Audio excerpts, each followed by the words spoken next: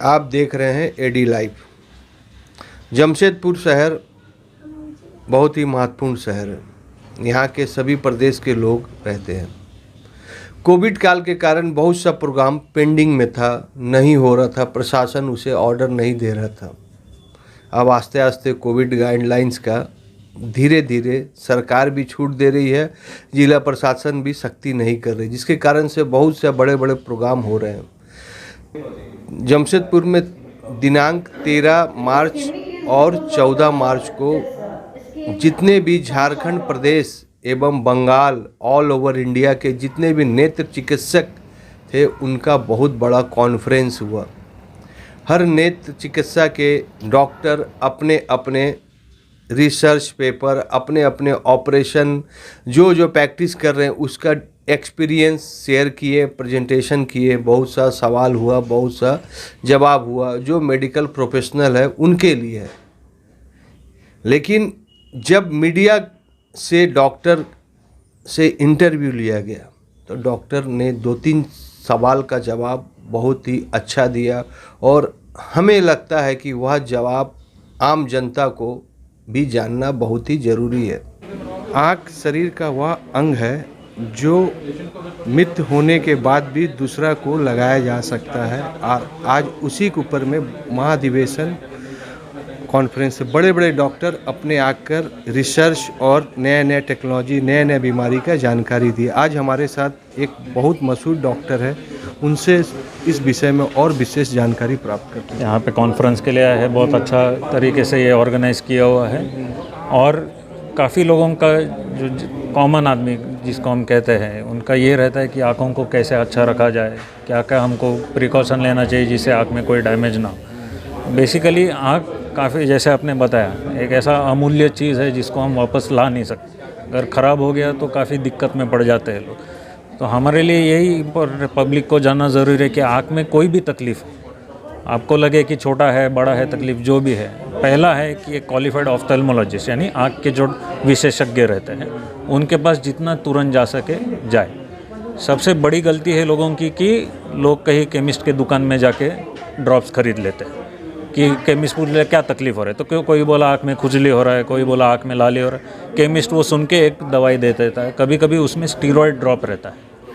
Steroid मतलब आम भाषा में इसको क्या बोलते हैं सर? नहीं, वो केमिकल का नाम है स्टीरॉयड। तो स्टीरॉयड आई ड्रॉप के फॉर्मेट में मिलता है, कभी कभी वो दूसरे एंटीबायोटिक के साथ जुड़ा हुआ रहता है, कॉम्बिनेशन ड्रॉप। तो ये स्टीरॉयड ड्रॉप बगैर कोई आँख के विशेषज्ञ को दिखा के उनकी अनुमति के सिवाय आँख में लगाना बहुत हानिकारक है। क्योंकि आँख में अगर कोई किस्म का इन्फेक्शन हो और उसमें अगर स्टीरॉयड ड्रॉप पड़ जाए तो इन्फेक्शन कई गुण बढ़ जाता है और तब तक जब वो पहुंच जाते हैं विशेषज्ञ के पास काफ़ी देरी हो चुकी है। तो किसी की सलाह पे, केमिस्ट की सलाह पे या आपके गांव में या आपके पड़ोसी में उनका ड्रॉप आपके आँख में लागू होगा ऐसा नहीं। अनेक बार क्या होता है कि मेरे आँख में लाली था, हम कभी एक बार गए थे, वो ड्रॉप हमने ले लिया, घर में रख दिया, अभी घर में और किसी सदस्य को थोड़ा वही तकलीफ़ हो रहा है, चलो हम ये उठा लिए और हम भी लगा दी। पर 2 चीज़ें हैं कि हर एक का रोग तो एक नहीं होता है और ड्रॉप की एक एक्सपायरी रहती है कि ड्रॉप जिस दिन आपने खोला उसका जो ढक्कन जो रहता है उस 1 महीने के अंदर उसको इस्तेमाल करना होता है। अगर ड्रॉप बच जाए 1 महीने के बाद आपको दिख गया कि थोड़ा सा बचा है, आधा शीशा या पौना शीशा बचा है, तो वो रखना नहीं होता कि हम भविष्य में जाके इसको इस्तेमाल करेंगे। वो ड्रॉप का एक्सपायरी है 1 महीना खोलने के बाद। जो पैक के नीचे जो तारीख लिखी रहती है वो तभी लागू है जब तक वो आई ड्रॉप खुला नहीं जाता। एक बार उसका सील तोड़ दे, 1 महीने के अंदर उसको इस्तेमाल करना है। तो वो एक गलती, और एक गलती होती है, एक होती है कि दूसरे का आँख ड्रॉप लगे हम भी लगा के देखें, हमको भी वही हो रहा है। केमिस्ट का बात सुनना कि भाई ये लगा लो, ये ठीक हो जाएगा, लाली उतर जाएगी, पर कभी कभी हानिकारक ड्रॉप आँख में देने से तकलीफ़ होती है। तो ये 2-3 चीज़ें हैं कि जिससे आदमी अपना आँख को सुरक्षित रख सकता है। सब समय एक क्वालिफाइड आई डॉक्टर, ऑफ्थेल्मोलॉजिस्ट या आँख के जो विशेषज्ञ रहते हैं उनकी सलाह के हिसाब से चलना, 4 बार लगाना। ऐसे नहीं कि एक दिन भूल गए, लगाया नहीं, छोड़ दिया, थोड़ा अच्छा होने लग गया तो ज़रूरत नहीं लगी कि नहीं और नहीं देना। वो कोर्स कंप्लीट करना है। साहब ने जितना दिन बोला है उतना दिन आपको इस्तेमाल करना है। सर आई हमारे अच्छे रोशनी दे, अच्छे से हम देख सकें, इसके लिए सर डाइट क्या खाना चाहिए? डाइट देखो, हर एक इंडियन परिवार में, कुटुंब में जो घर का खाना बनता है वो काफ़ी है। आप अभी उसके ऊपर एक्स्ट्रा जो है, अभी बच्चों का शरीर है, जैसे बढ़ता शरीर जिसको हम बोलते हैं, उनका रिक्वायरमेंट ज़्यादा होता है। या बुजुर्ग आदमी जिनका शरीर कमज़ोर हो गया, तो उनके लिए दूध बोलिए, अंडा बोलिए, अगर मांसाहारी ये है तो शाकाहारी है तो हरे रंग का जो सब्जी आता है, कोई भी हरे रंग का सब्जी अच्छा रहता है आँखों के लिए।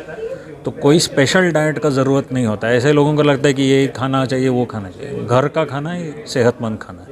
सर भारत में जो किस प्रकार आँख का बीमारी अधिकतर पाया जाता है सर? भारत में देखिए, दो बीमारियां कुछ जो कॉमन रहते हैं, आँख की इन्फेक्शंस, स्पेशली जो खेती बाड़ी का काम करते हैं, घर से बाहर का खेत में जो काम करते हैं, खेत में काम करते हैं, मैंने काफ़ी टाइम कुछ चोट लग जाता है। और जब फसल को निकालते हैं, जब धान कटता है मशीन से, तब जो खड़े हैं मशीन के उधर, वो धान का कभी टुकड़ा आँख में चला जाता है, तो लगता है कुछ मामूली चीज़ हो गया, आँख को धो दिया, निकल गया। पर वो धान के टुकड़े में कभी कभी फंगस रहता है।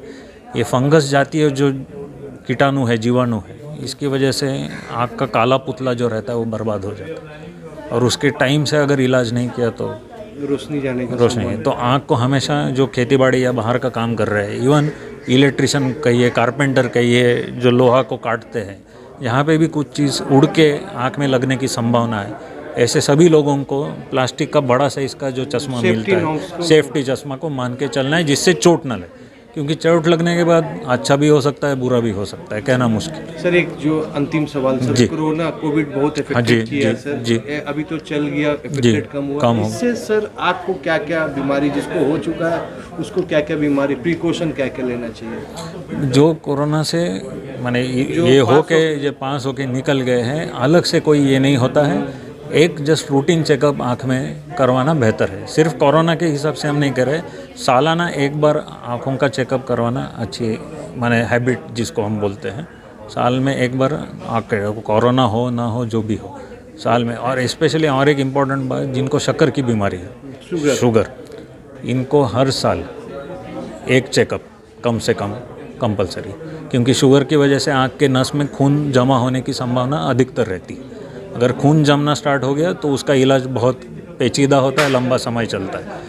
तो आपको जो करना है कि वो डायबिटीज़ के जो रोगी है, जो शुगर की बीमारी है, हर साल चेकअप के लिए आना।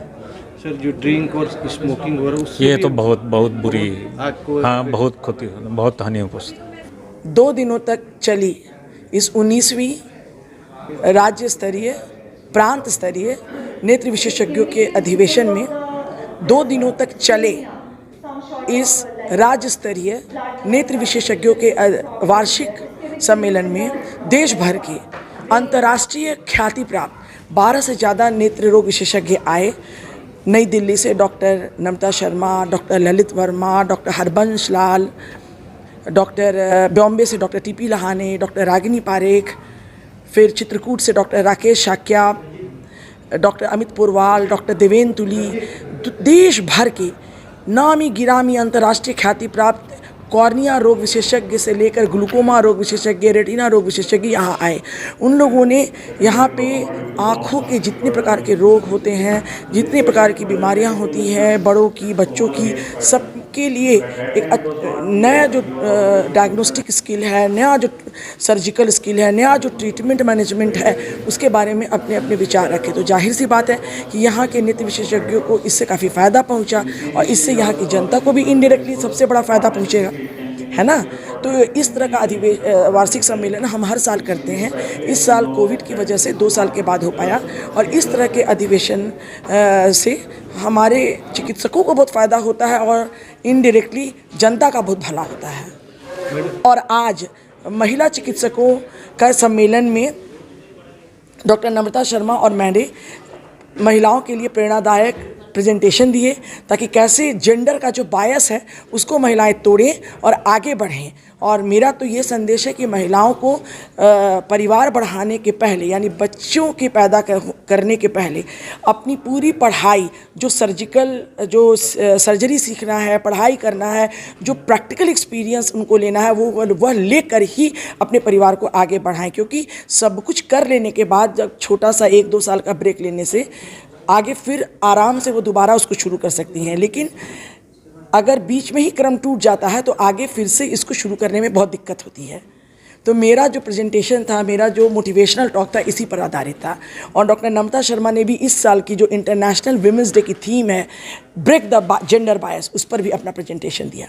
मैडम, एक सवाल जो बहुत अहम है कि नेत्र चिकित्सा अभी आम आदमी के लिए बहुत महंगा होते जा रहा है, इसके लिए आप बिल्कुल गलत बोल रहे हैं। नेत्र चिकित्सा आम आदमी के लिए बिल्कुल भी महंगा नहीं होते जा रहा है।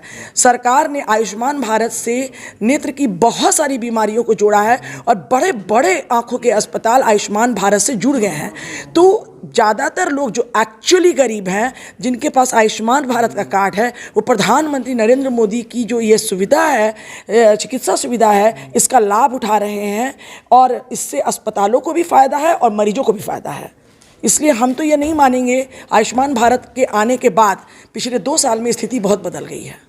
Thank you. मैं दिनेश कुमार श्रीवास्तव, एडी लाइव को आप लाइक कीजिए। किसी कारण से अगर वीडियो में कुछ कमी है, बेसी है, तो आप उसको कमेंट्स बॉक्स में लिखिए ताकि मैं आने वाला वीडियो को और अच्छा से बना सकूं। फिर मिलते हैं कोई अच्छे विषय के ऊपर।